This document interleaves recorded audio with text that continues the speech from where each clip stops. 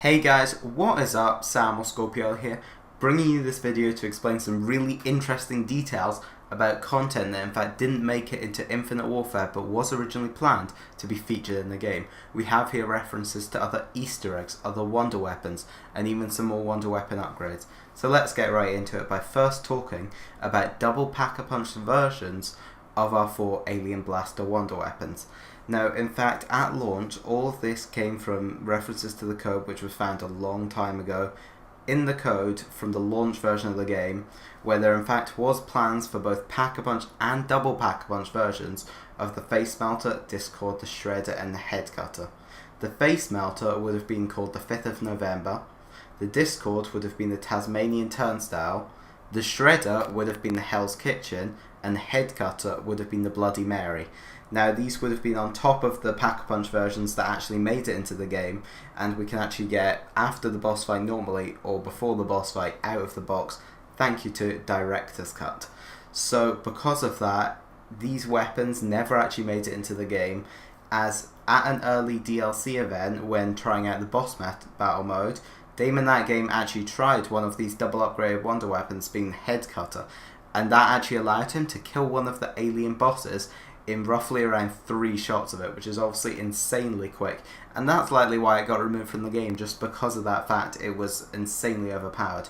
It's possible, and how I think this would have worked, would have been that we would have actually been able to get the single pack versions that were in fact in the game before the boss fight, as with every other weapon, and we would have been able to get the double pack versions after the fuses were installed, after the boss fight was over, because that would then mean you're just using the weapon for rounds and not in fact to get easy Easter egg completions. We also have lines of code inside of Spaceland which reference the text which actually appears on your screen when you go to purchase Deadeye Dewdrops inside of Shaolin Shuffle, Attack of the Radioactive Thing, and Beast from Beyond. That was actually the first time that perk appeared, which is interesting because obviously this text showing up in Spaceland therefore would be very unexpected.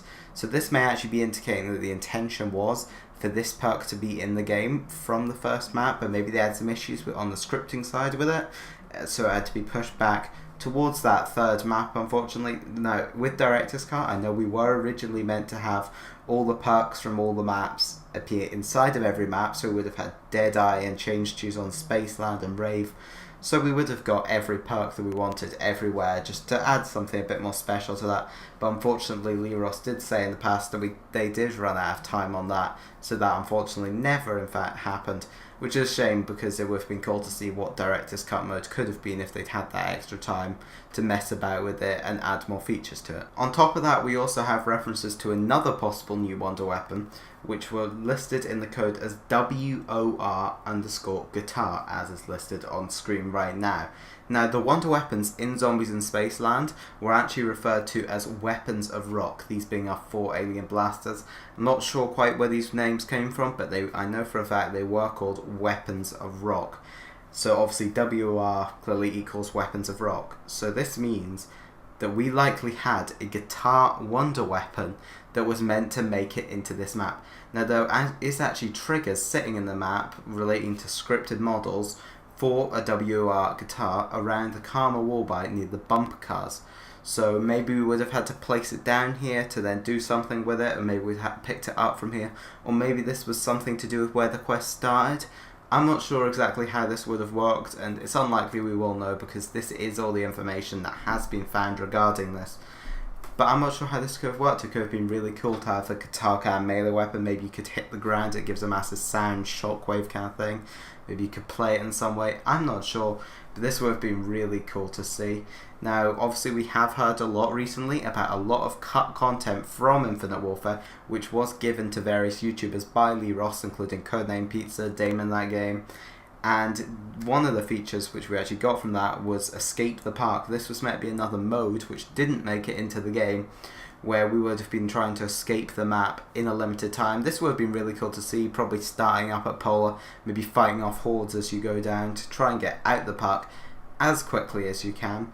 Now, whilst there was references mentioned in the information I have seen to extinction mode accessible from the menu, it is unlikely this actually relates to Infinite Warfare, and more likely is in fact leftover code from Ghosts, because it isn't uncommon when developing follow-up games that leftover code is dragged over just because of, you know, double use of assets, like a lot of textures and models get taken over. Some scripts will likely have been taken over from that game. It's unlikely this was ever meant to be an actual extinction mode in the game, although that would have been cool to see. Maybe we could have played against cryptids on our zombies maps in this game. That would have been a lot of fun to play around with, but who knows if this was ever meant to be a thing. Now, Leros has confirmed in the past that all of the actual main Easter eggs in this game are solved. So all of our key Easter eggs, which we have quests to carry out, are solved. So there isn't any more of that, unfortunately. The Yeti eye Easter egg that ended up just being cut down to a wee talisman that we shoot on the roller coaster to unlock that lobby music and director's cut. Now, there were actually references found to that Yeti eye Easter egg, and what we know about what that was originally supposed to be. We would have been shooting 3 different Yeti eyes. We've been shooting them whilst on the roller coaster, and then something would have happened. Maybe this related to that guitar. Who knows? We really don't know a huge amount of detail about what that quest was meant to be. Now, obviously, while all that is found, he has said that there is actual other things left in the game that we haven't figured out in terms of thematic inspiration. So, say, visual things that can be found in the map which hold references to movies or TV shows of the 1980s era, which had big links to this map. Obviously, our whole season here is inspired by films of the 80s, obviously with Hasselhoff and Knight Rider, his car there. So we have a lot of connection to that, like Trailblazers was meant to be linked to Back to the Future. So we have a lot of references and callbacks to films of that era.